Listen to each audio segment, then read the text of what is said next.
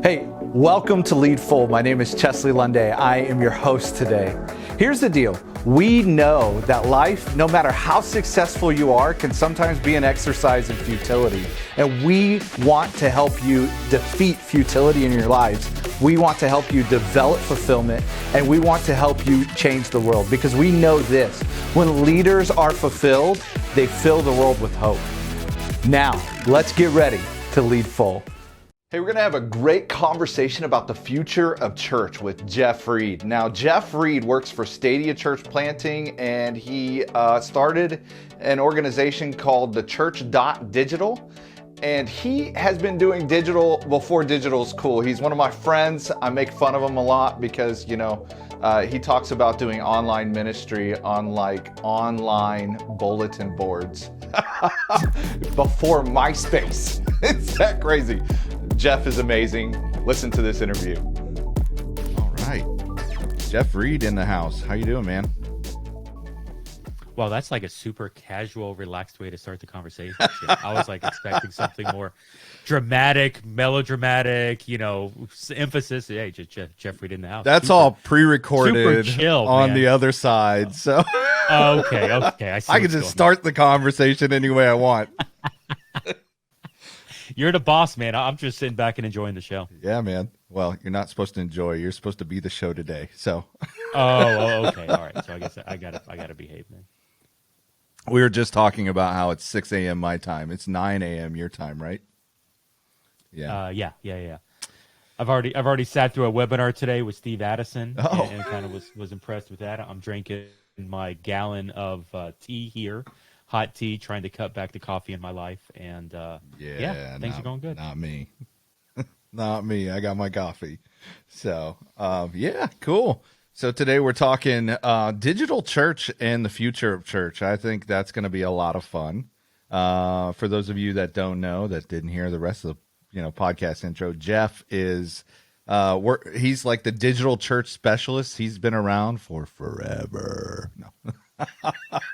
He is. He works with Stadia Church Planting, which I'm an organization I'm a part of, and just one of my favorite people. So I'm really excited to have this conversation. Oh, that's so sweet. Yeah, that's why I make fun of you all the time. No, have I met you in person yet? No, right? We've not. I was supposed. It's amazing to me in this COVID season how often it's like, dude, I love you. You're awesome. You're great. But you've never been in physical space before. No. How there's community, there's relationships. Yeah. But we've never actually breathed the same air molecules. But let me ask you a question. I don't know what to do with that. Is this a real relationship? I mean, you're putting me out there now. So if I'm like, no, it's not, I'm like crushing. No, of course it's a real relationship. I'm just asking for all those people that ask, is digital church real? Well, are you real? No. All right. Yeah, let's just dive in. So we're talking future of the church. We're talking to a bunch of young leaders that don't have the lingo that we have because we're in church world all the time. We're nerds. But what is this whole thing about digital church? Since you're the guru. Yeah, so the heart of a digital church is recognizing that community can exist digitally. By the way, I don't think that the church gets to define whether community exists digitally. I think society as a whole defines whether or not community can exist digitally. I mean, you would look at the church can say Facebook is horrible, but the rest of the world thinks Facebook is great, so therefore Facebook is, and it is community. Twitter is community. Yes, there's good sides of Twitter where people are happy all the time, and there's bad sides of Twitter where it gets political and angry and, all sorts of middle fingers up in the air. But at the end of the day, community is the society, is the people that define it as community. And so for me, the question that I've just been saying for the past 20 years, literally started my first online Bible study in the year 2000, before Facebook or, MySpace, before smartphones. What platform? Webcams and all that stuff. Yeah. Oh, it was Ultimate BB. It was a bulletin board system. What is that? Yeah. So I had 75, I'm off topic here, but we had 75 people in the year 2000. Wow. Going through the book of James. That's cool. And so with James, it's like 5-6 chapters. It was 5 or 6 weeks of a study, and it was read it. And honestly, I was out right out of college. I graduated in '99, and so I bought a Ivy Press little, like, they made these like little tiny booklets that were like Bible studies for each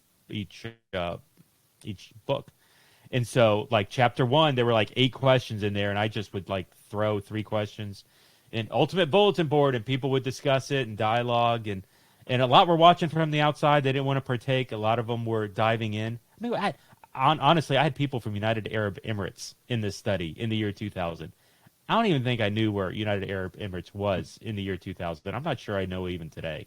But I had 3 guys engaging regularly in that study. And so, which was ironic, because in the year 2000, I had to create a community. I created a community called ebeliever.com, which was where we had thousands of people coming in, movie reviews, music reviews, MP3 downloads, Bible studies, sermons. We were cataloging sermons from different people, even at the time.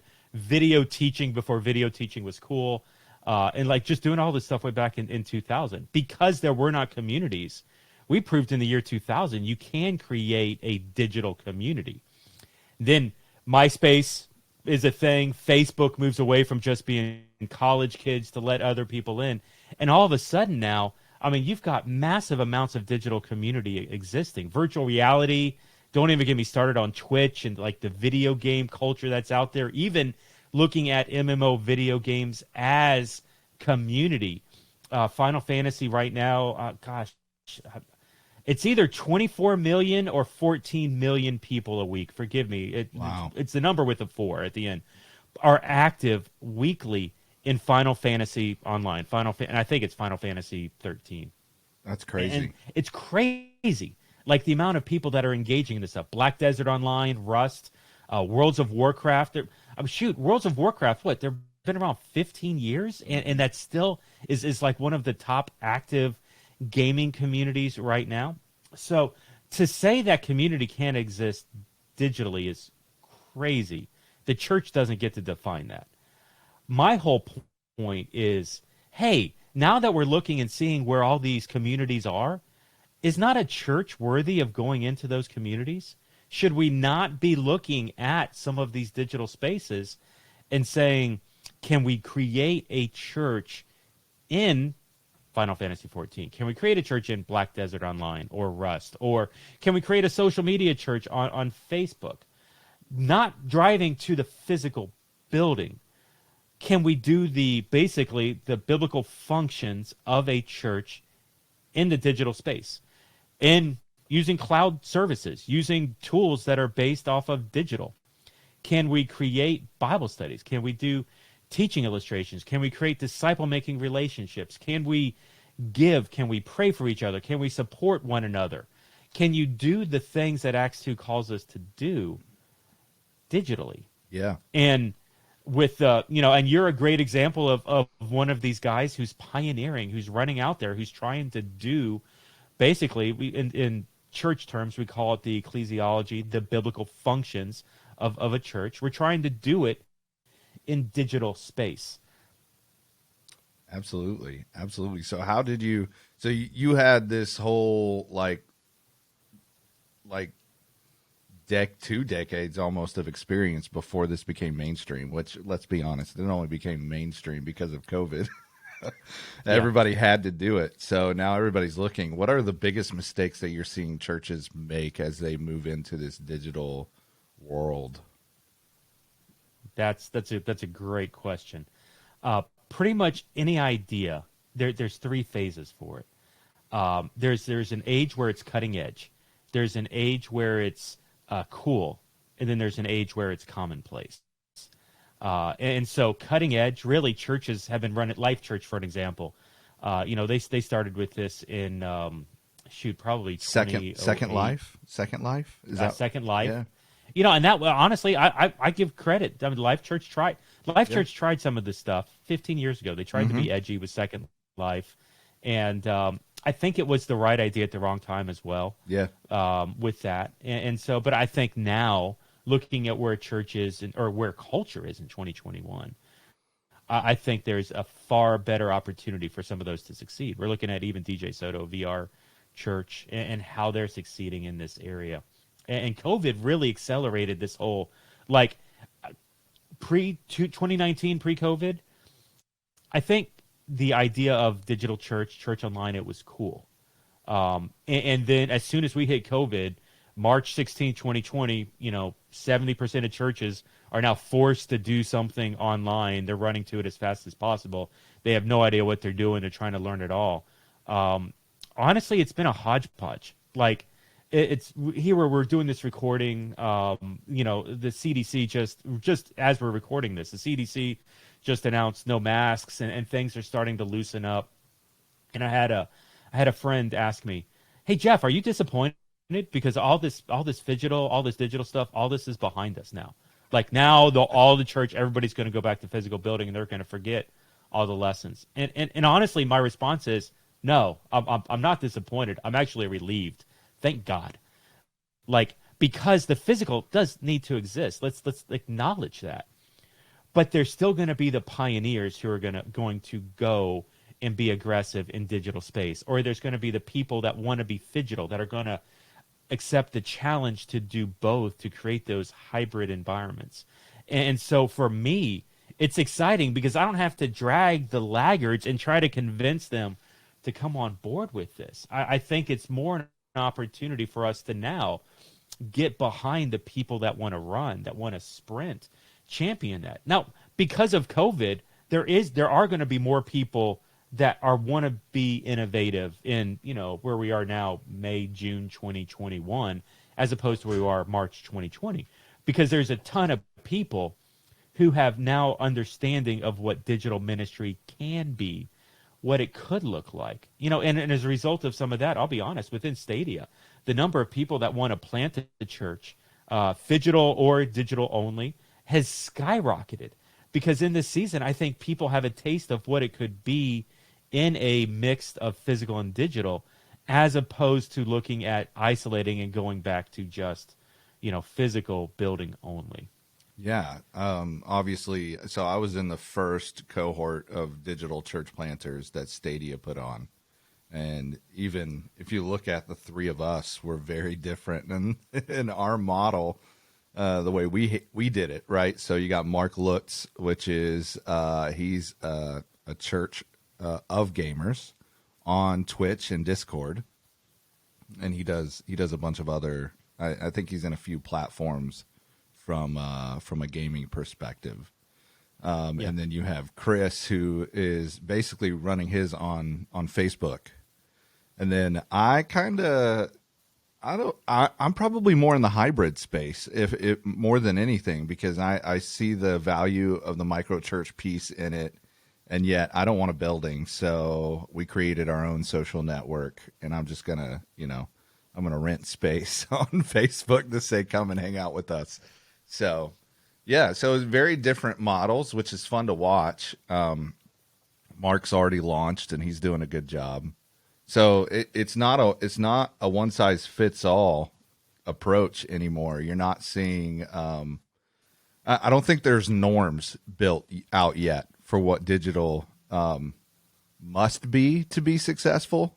Right now, it's like, hey, we're throwing stuff on the wall and seeing what works. I think at the end of the day, you have the DNA functions of the church in Acts 2, but and even that, you're like, what does it mean to eat together on a digital space? I'm not sure, other than let's grab some coffee and hang out. But what are your thoughts about that? Even if you open up, like, digital's a tool. It's the great Swiss Army knife. It can do a lot of different things, and it can be used in different contexts, into different means. Buildings, by the way, are not that different. A gigachurch that's a gigachurch in the Bible Belt, Dallas, Texas. They're going to use their building different than maybe a smaller building that's going to be up in Seattle or up in New England, where it's not necessarily as accepted. Right. By the way, let's take it across the ocean here. Let's go over to Africa. Yeah. That mud hut that's going to be out in Nigeria or Kenya, they're going to use that building in different ways. The way that you're going to use your micro, that house or that business, it's just we're using these tools differently. Pre-COVID, there was an established model of church.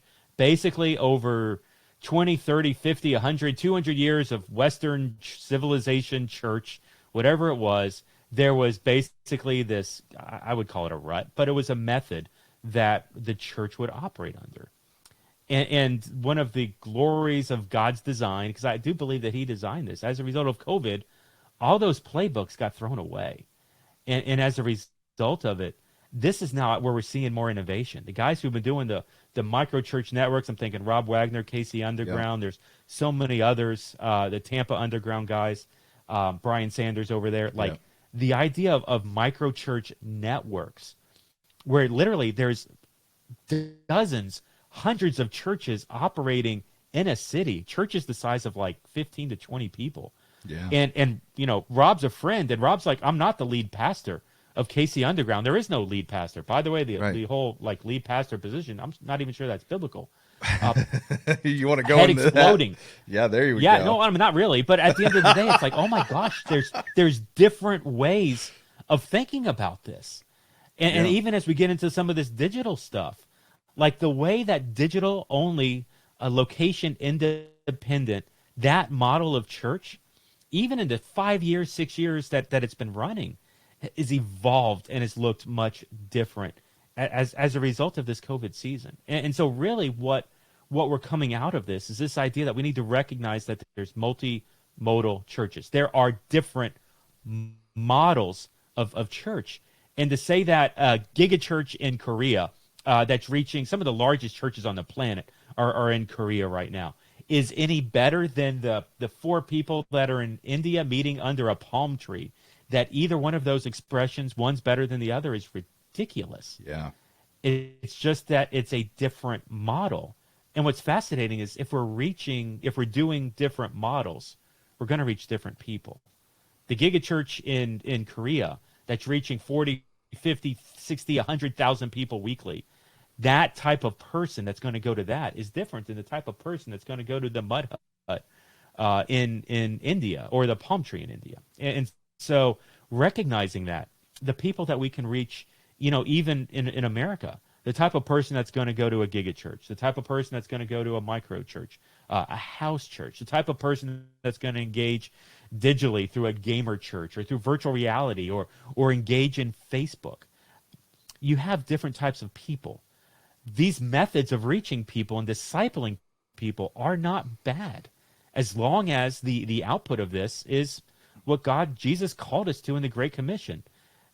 Go and make disciples. Are we making disciples in that process? And that really, truly is the metric that we should be looking at. Yeah, that's really interesting, because I do see that shift in the future church, where it's not about how many people are coming to your building. It's how many disciples you are developing and launching out into becoming a Jesus follower and a role changer in their own context, you know.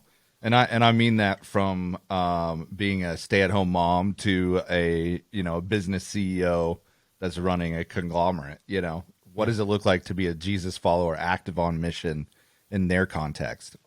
But so you were talking about Rob. Rob is the episode right before you, so that'll be interesting because I get to follow Rob. You get to follow Rob. Rob is my opening act. Yeah, that is awesome. There you totally go. Love that. Yes.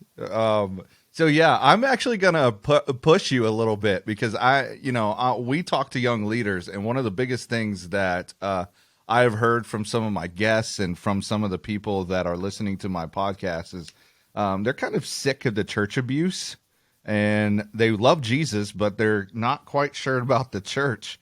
And you come on this podcast and you say, I'm not sure the lead pastor position is even biblical. Yeah, I'm going to drill down on that. What do you mean by that? Yeah. I think the church has taken Scripture and has tried to interpret it as best they can. Listen, I come from So let me tell you a story, and I'm glad I'm doing this on your podcast and not mine. Maybe we'll people over, but it'll work out. Not nearly as many people listen to mine as they listen to yours. Totally, it's going to be great. Yeah. But I've worked for difficult pastors in difficult leadership environments. Yeah. And just in the course of my life, I was like, hey, you know what, I can't do this anymore, and I actually came to a breaking point where I stepped out of a 15-year career in church staff environments. That was not me running from God. That was not me running away from a bad situation. It was me acknowledging, hey, some of the stuff that's going on in this environment, in this job, in this church, I don't know that I 100% agree with. Now, does it make it bad? No. Does it mean that the life change that's happening there is invalid? No. Are there people that the successor who took over my job did a phenomenal job? Honestly, it was probably the one guy in the country who could have did it effectively. And he took it over. He ran with it, and it was great. Ironically, when I quit, a headhunter within churches reached out to me. He said, "Hey, we've got a job at another church doing the same job you were just doing. Would you?" And I knew the church. Would you consider coming in and doing that? We think you'd be perfect for it because A, you've done the job before. B, you're used to working with difficult leadership environments, and this is a very difficult leadership, very high stress environment that this particular job would be working for this new church. So would you consider coming over and interviewing for this? And just, I'm like, not interested at all. No way. And the headhunter's like, what if we doubled your salary? Would that make you interested? And still, I'm like, I don't feel like I am called to that model. I don't feel like I work well in that model. Yeah, I can get the job done, but at the end of the day, honestly, I hate myself for it.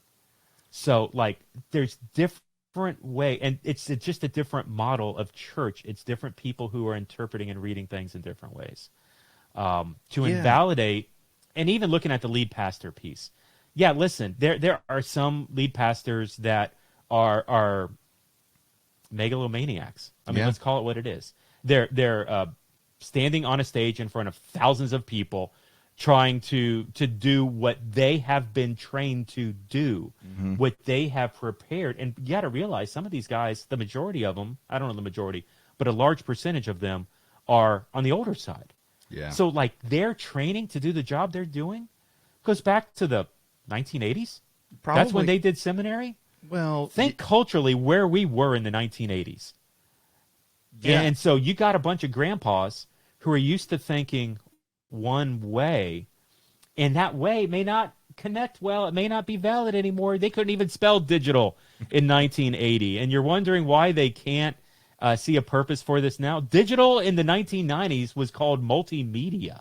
Like, it was the internet. Al Gore hadn't invented the internet by then. It just hadn't happened. And so thank you, Al, for your contribution to society after the fact. So realizing, hey, these guys aren't going to see it. They need coaching. They need direction. They need time. And coming from a guy who's had those conversations for 20 years, some of them aren't going to get there. They're not going to recognize digital. They're not going to recognize Phygital. They're not going to recognize, hey, maybe there's other ways. They're only recognizing what they know. And they're going to draw the line. They're going to say, I'm theologically against this. And honestly, at this point in my life, I wipe my hands. Proverbially, I dust the dust off my feet and walk away. Pre-COVID, I had a pastor tell me, and this was a friend of mine. This is a guy in his, I'll date him, his mid-40s. Hey, Jeff, Jeff, honestly, like, I like you, but I really think you're sinning by what you're doing. Trying to do this digital-only church, trying to help churches broadcast their services and do digital church. I think it's a sin because you're taking people out of the bride of Christ. You are breaking down established, healthy churches by taking them into unhealthy environments digitally. I think you need to confess your sin. I think you need to walk away from what you're doing and go back to helping the church in the physical space. Okay. Yeah, I don't know that I agree with that. Thank you for, your honesty. I appreciate that, but I'm just going to leave now. Yeah, I think That was November 2019. I didn't hear from that guy until March 2020 when he's like, Jeff, I'm desperate. Come back over. This digital thing is not a sin anymore because I have to do it. COVID didn't change. COVID didn't change the Bible. COVID changed a bunch of opinions. Yeah. And those opinions, and once again, let's go back to the building. Yay. The laggards that want to be in the building, let them stay in the building. Those that want to run. Let's champion this idea and prove them wrong. The stories of the success in the digital space. And this is even going back. This is a quote I love, and then I'll shut up because I'm talking a lot here. Henry Blackaby. This quote's older than me. This goes back to 1975. He wrote in a book called Experiencing God. Yeah. Look and see where God is moving around you, and pray about joining Him in His work. And as we look at what's happening in digital churches, digital church has been existing 10 years. We can see the disciple making that's happening globally. By the way, like we think that digital church is innovative here in America. I had a pastor from the Middle East tell me, "Hey Jeff, you know who's really good at all this digital church stuff, and you should study them." And I was leaning in on the Zoom call, I'm like, "Tell me, can you connect me? Can you email me? Great." He's like, "You need to talk to every pastor in Iran." Yeah. Because that's all they have. Yeah. They're going to broadcast a service in from via satellite to TVs, and they're going to get one guy saved in a house, one person, male or female. And then they're going to push that person to WhatsApp. And through WhatsApp relationships, they're going to train that person on how to save the rest of their household. And that one person's job is to witness and evangelize and disciple the household. That's the win, because that's the only thing they have. And so you're telling me that discipleship doesn't work digitally? You're telling me that you can't create digital community that can create disciple makers? The Great Commission cannot be filled digitally? Well, then let's shut down every church in Iran and call them hypocrites because it doesn't work. By the way, making the decision for Christ in Iran, that gets you killed. They are not accepting of that. So the relationship has to be so tight in digital space that the person being discipled is willing to die as a result of the decision that's being made. I'm interrupting this amazing interview because I want to tell you about something really quickly. I want to tell you about Followers Made. A lot of us have been in church for a very long time, and yet we have problems because we don't exactly know what it means to follow Jesus. And it's not actually sitting in a pew or sitting in a seat listening to a preacher. It's actually developing the gifts and call that God has on our lives, and also developing intimacy with Jesus. Now, dudes, I know that word intimacy seems a little weird, but give it a chance. We want to help you develop your relationship with Jesus and develop the call of God that is on your life. And so we would love for you to text 480-531-9015 and do this for me. Text hello to 480-531-9015. I'm going to get back to you, and we would love to set up a time to show you what that system Followers Made looks like and how we might help you follow Jesus better in your context. Now back to the interview.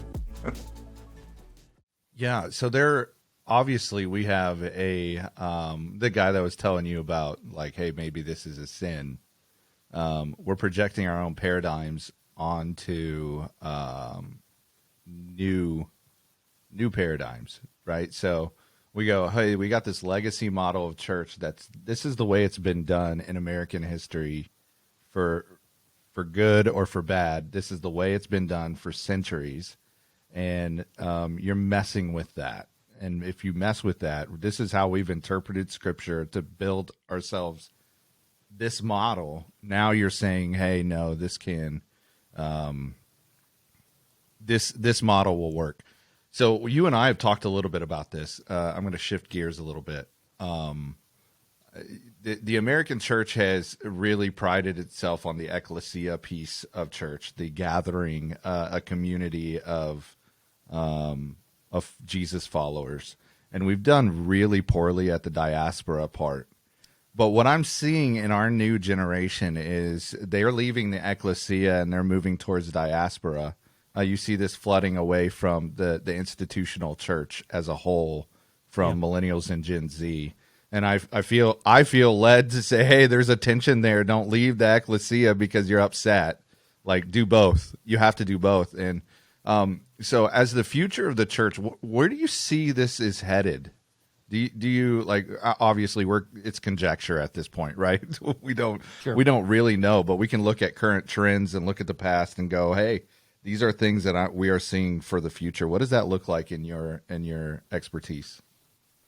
Yeah, so there's a missiologist, a researcher that works here in America. He's actually Indian. Sam His George? name's Sam George. Yeah. And so Sam George did a recent conversation with Sam talking about this, and he is actually a specialist on this diaspora. And so he talks about how the church, the ecclesia, biblically, let's go back to Acts. So the church gathered together. Stephen was martyred, and so the ecclesia, diaspora, it broke up and it scattered. And it literally says in Acts, they preached the gospel where they went along their way. And so the diaspora, when it broke up, it created new ecclesias. And they reacclimated. They got into new cultures. And so the diaspora was the event that took the church out of the one body of Jerusalem and started to spread it across the region. And not diaspora to be isolation, but diaspora to be reconnected back together. Right. And so an example of this, like even if we're looking here at modern times, the country of Germany, according to Sam, the country of Germany is under borderline revival right now. Not out of anything that Germany has done unto itself or anything within the German church. He's telling me it's because of a high-speed train that is currently supposed to go from China all the way to China, all the way over to England. Yeah. And this train, high-speed train, is not done. And it goes from China, and it currently stops in Germany. And what these researchers are finding is that persecuted Christians fleeing the persecution of China are getting on this high-speed train, taking it as far as they can, which just happens to dead end right now in Germany. And these Chinese persecuted Christians are trying to get acclimated into the German culture. Right. And the German church, instead of being like, what are you doing here? You're not us. Go create your own church. Go somewhere else. We don't want you in here. We're not your type of people. Instead of being hostile, open arms, they brought them in. Yeah. And instead of telling the Chinese people how to do church, the Germans started to listen. And what's happening is the diaspora of the Chinese Christians leaving China, coming to Germany, instead of creating their own separate ecclesia, they're now merging with the German ecclesia. As a result of it, the strengths of the Chinese church now become the strengths of the German church, which just happened to fill the weaknesses when it comes towards some of the disciple making, which obviously is very rich because of the persecution of the Chinese church. Yeah. It was basically gasoline on the fire of the German church, which has caused explosion. That's so cool. And that's not a make America greater than, and not necessarily want to get political as much as, my gosh, there's an opportunity to learn from other cultures. There's an opportunity to accept diasporatic movements. And maybe we as a church, instead of trying to gather together on Sunday and going back to that large gathering where it's safe in our buildings with our steeples on top, maybe it's time for us to be diasporad. Maybe it's time for us to try to do something new. Maybe as churches, we should not just be doing the large gathering. Maybe we should be challenging ourselves to create micro church movements or digital church movements or video game churches, or challenge our students to get into Roblox or Minecraft or all sorts of stuff, not to waste time, but to build things for the kingdom and engage with those communities in new ways. And what's fascinating, so I had a chance to talk with Sam George, and I told him my vision for digital, all this stuff that we've just talked about. And once again, I'm kind of like, I'm pounding my chest. I'm getting excited. It's like, hey, it's going to be great this guy Sam George is going to be blown away. And Sam looks at me, and he's like, Jeff, you are merely, this is literally the quote. You can listen to the podcast and hear it. He says, Jeff, you are merely playing in the swimming pool of the big blue ocean of digital. You have not even scratched the surface. And I'm blown away because I'm like, my gosh, I'm trying to get these churches to create community. But it's not just about the community. It's the opportunity for us, the Western Civilization Church, to learn something from the Eastern Civilization Church, to learn something from China, to learn something from Iran where they're doing digital discipleship.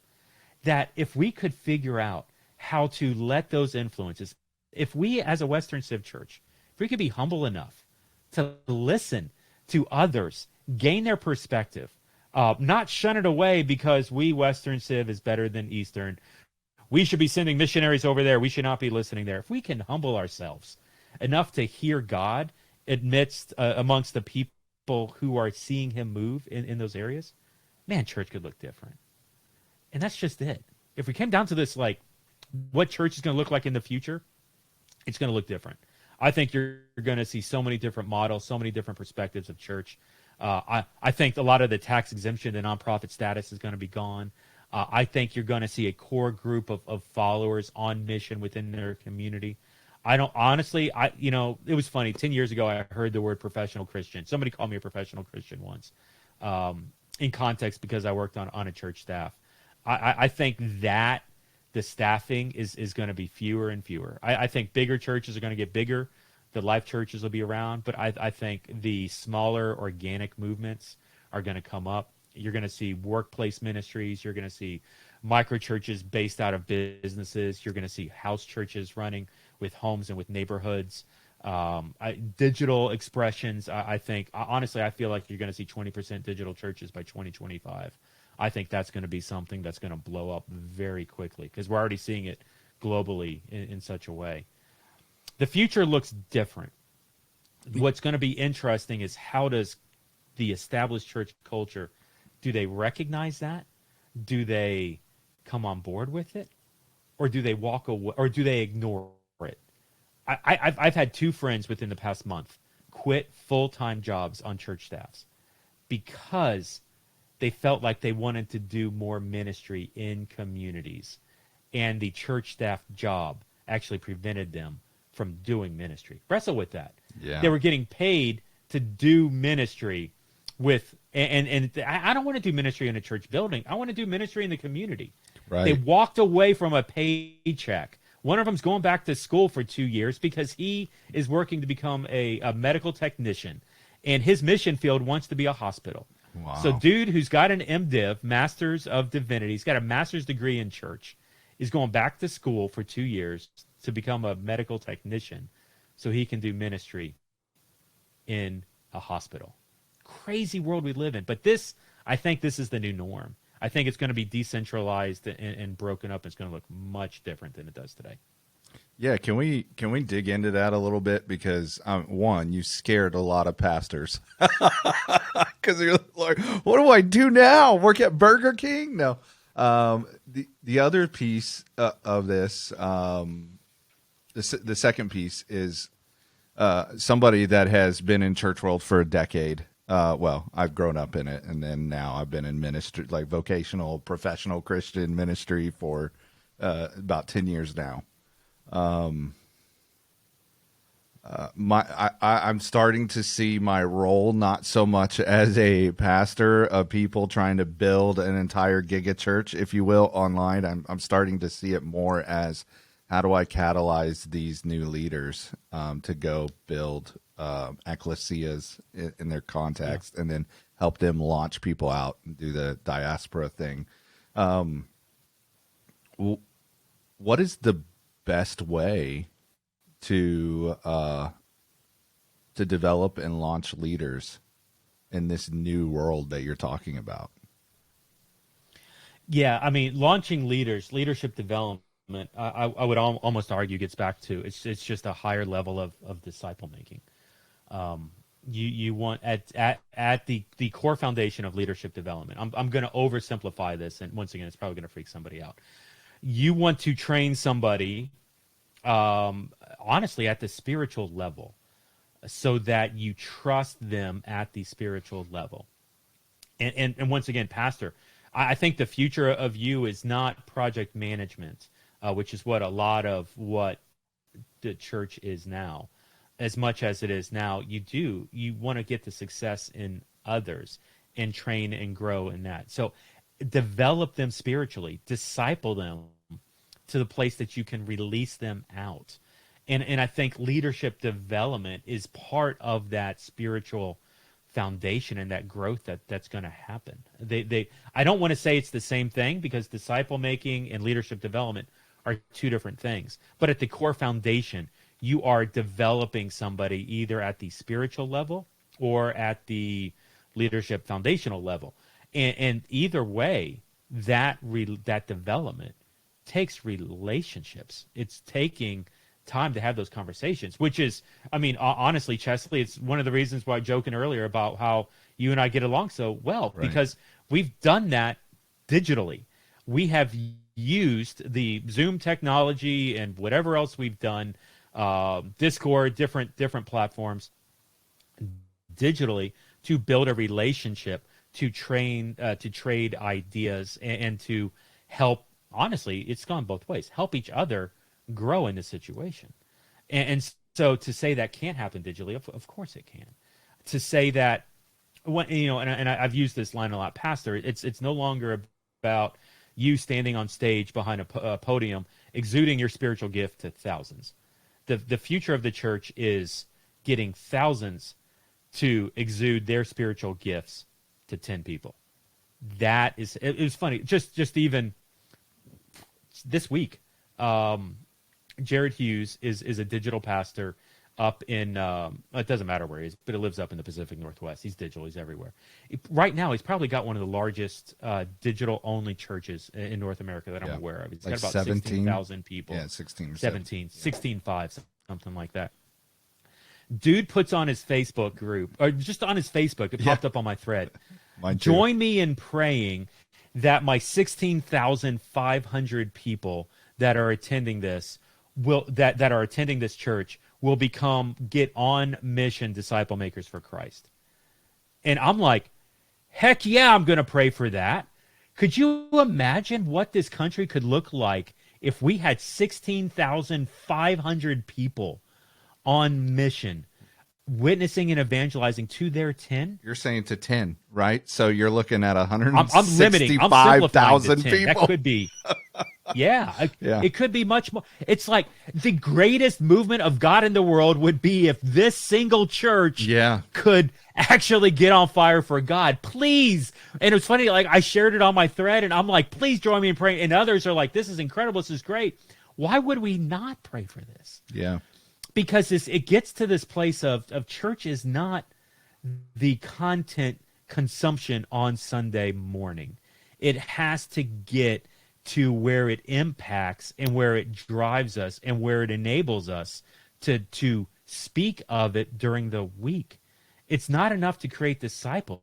We've got to create disciple makers that are filled with the Spirit and out there sharing. That, Pastor, our voices as pastors on stage, nobody cares anymore. I know. 80% of people called to Christ aren't coming to a physical or a digital worship service. It's done. We now need to live our lives through our people. Our mission has to be fulfilled by empowering others. The challenge is that pastor who was trained in the 80s, he's not seeing that. This next generation coming in, the ones that are disenfranchised with the brick and mortar buildings, they're disenfranchised with that lead pastor, and they're wanting to do their own thing. I mean, honestly, there may be some humility and posture and some things you need to work with, but they don't have a bad idea. Let's do something different. And in that, we're going to reach different types of people than the traditional model's not going to reach.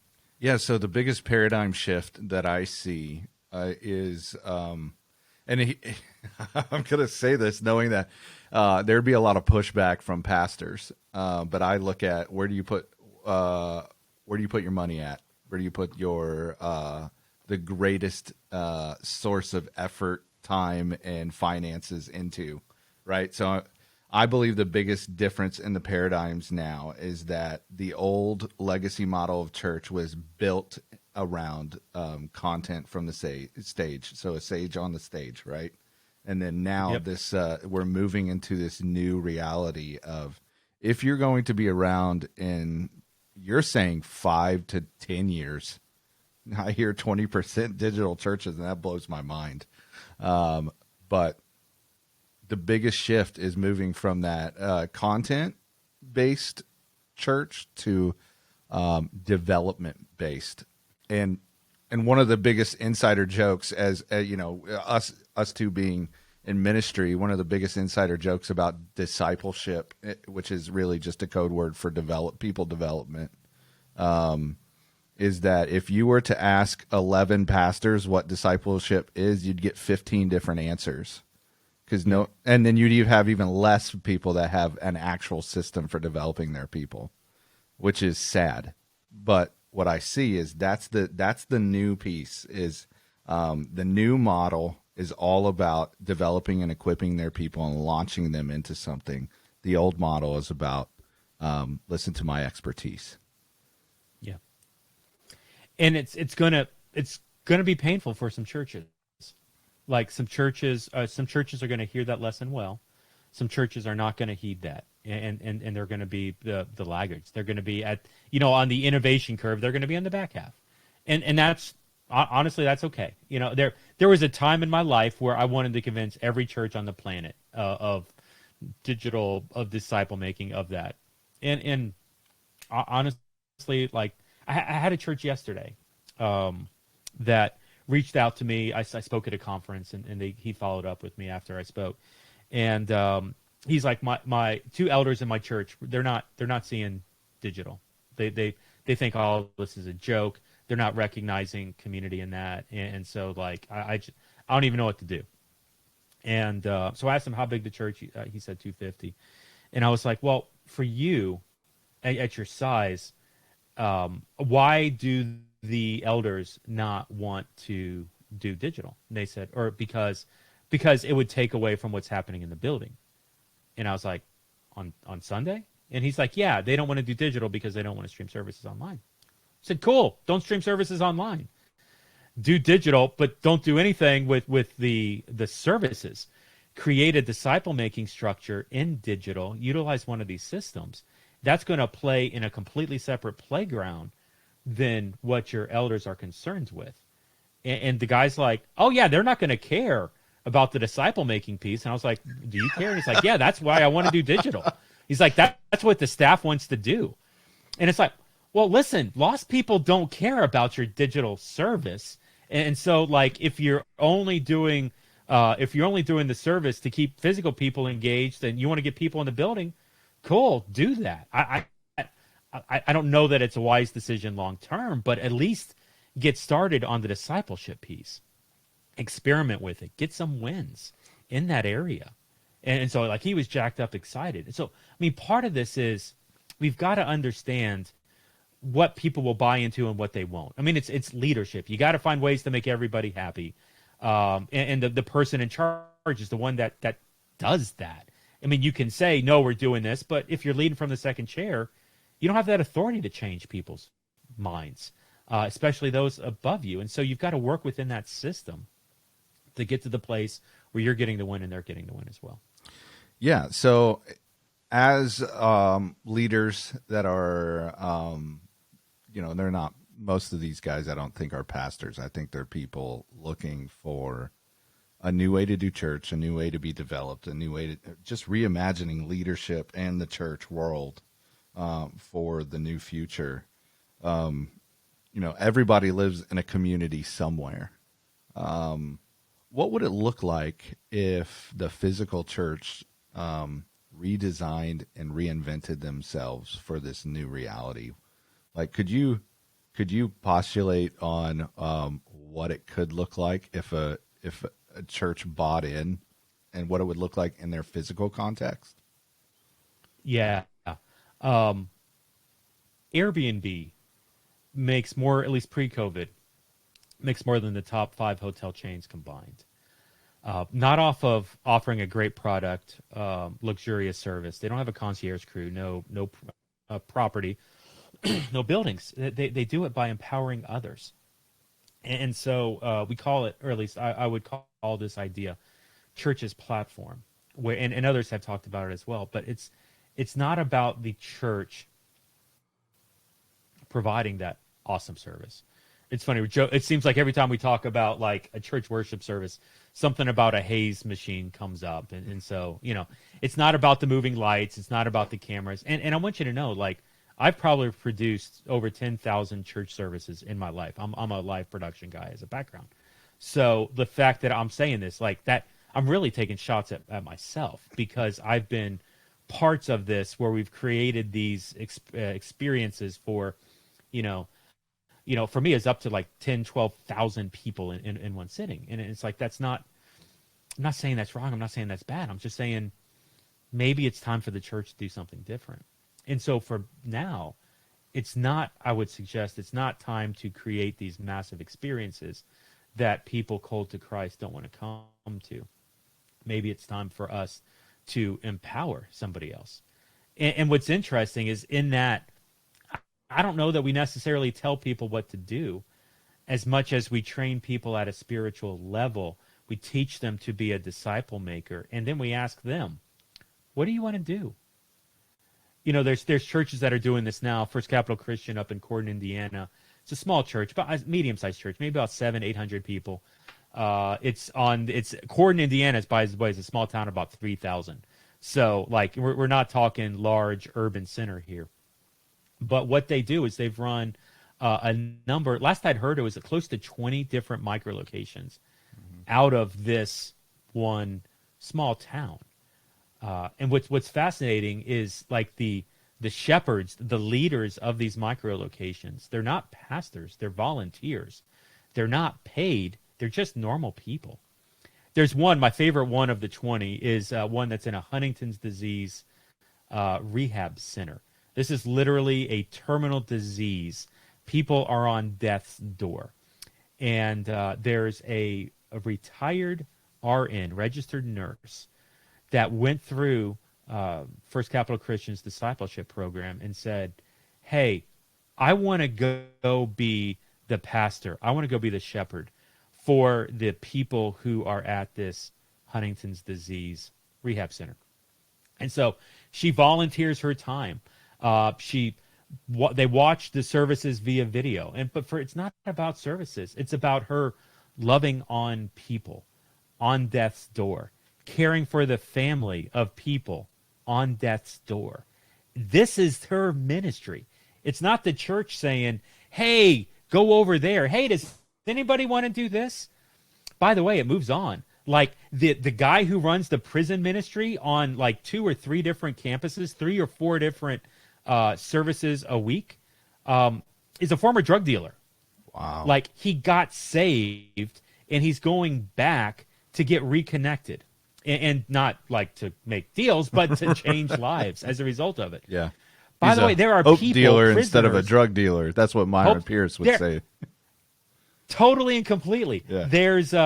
There are prisoners who cut checks tied to the church, $10 a week, because that's what they're supposed to do. The services were so successful in one of the prison systems, they ran out of space. And this particular prison's like 3 hours away from where the church is. And so these guys, the leadership buses back and forth. And the prisoners were like, and the leadership was like, well, we can do another service another night. A couple of the prisoners were like, that's stupid. Stay home with your families. Can you give us the material? Can we talk with the warden and maybe we can produce our own worship service? And so now one of the services is completely prison-led as a result of the discipleship that's happening from this group. You're literally seeing generational growth here through a prison system. Like, this is crazy. And none of this has anything to do with a man standing on stage preaching. Right. It has everything to do with building relationships with people that lead towards disciple-making multiplication practices, which start a movement. So good. And so this church on platform idea, this is not us even at a multi-site level. This is not us creating large expressions of church where people are coming in to gather and see, as much as it is us creating missional footprints where we can meet, love on, and care for people, meet their needs, help them develop spiritually, and help them find their purpose. Yeah. What is God calling you to do? And then release them on that, whether or not it helps the church brand or purpose overall. You know, sometimes when you do this, it's like you're growing and you're developing someone, and then they're like, okay, well, you know, God's calling me to move to a different location. God's calling me to be part of another church. God's calling me to start a nonprofit or to start a new business that may not directly impact the church. Awesome. I'm glad we were able to be part of that in your life, and we're going to continue to pray for you as God's moving on. It's okay, because now we've developed them to the place that we're doing ultimately what God's called them to do. It doesn't have to benefit the church as much as it is us empowering these people for what's next. Yeah, I think the beauty of digital church is now we can send them out and we don't have to lose connection. Yeah. Like that's one of the things that I've been thinking through as we're starting King City is if you are called to a new place, that's awesome. We have a digital platform. Like, use it. You know, use it to create community around your people, and let us help let us help continue to be connected to you guys, because I don't have to anymore have to worry about you not coming to my building, and I don't really care about you listening to my sermons. What I care about is you finding your 10 and developing them, and if we can help in that case, like, we'll foot the bill for the development system. You can run them through it. You know, you don't have to do that, you know, and I think there's an ability there to really hone in on building wide instead of building up. And it's not new, right? This is something that happened 2,000 years ago. We're just rediscovering it again. And so I think there's a beauty of that. So what would you say to somebody that says, hey, this is really intriguing, I think that I'm supposed to do something like this? What would be their next steps? Yeah, so, I mean, we're talking radical stuff here. If you are interested in dialoguing, in trying to process through, we've been talking digital church, physical church, church's platform, some heavy disciple-making stuff. Reach out to me. Get connected to me on social media. It's Deerfedge on all platforms. Basically, Jeff Reed backwards. DEERFFEJ. Yeah, that's weird. Most people have not put together that it's my name backwards. So I'm dyslexic, so I read it perfectly. So, oh, you read it perfect right off the bat. That's awesome. But I would say probably that if you're interested in planning a digital church, it's interesting. We've got, Chestly, and Chestly's got these awesome major ideas. The majority of the people that we talk with on this are not Chestly. It's we use the term bivocational, co-vocational. It's somebody that's got a full-time job, and they just want to do something to reach the people that they feel called to reach. An example, real quick, would be there's a Niyi is a new guy, and Niyi is actually starting. He's a Nigerian who lives in America, and he just started a cohort this week with us, where he is wanting to plant a digital church that reaches Nigerian refugees. And so a Nigerian here in America who's gone through the refugee process wants to create a church with which he can connect with other Nigerian refugees. And because it's digital, anywhere on the planet. And so crazy stuff like that, but that's not complicated. That's actually a very simple thing to do, to create. It's just in getting it in front of the refugees. But if you're interested in doing something like this, even a simple digital expression of church, if you have questions, hit up stadiachurchplanting.org/digital. stadiachurchplanting.org/digital.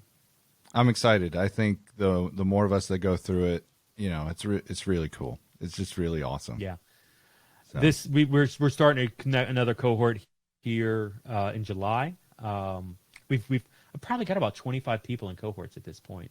moving through, and it's been really exciting. But we've got probably close to 11 or 12 people in the next digital-only cohort, and that's really awesome. There was only 3 of us the last four time. women planners, 3 to 11, so massive kind of growth there. A lot of other denominations and networks are sending some people. I'm telling you, it's starting to create momentum, and the more that we can connect, kind of train some others up, and multiply this idea out, honestly, I think it's going to work very well. Yeah, that's so good. So good. Well, I appreciate your time, man. I always love hanging out with you. So it's good. Totally.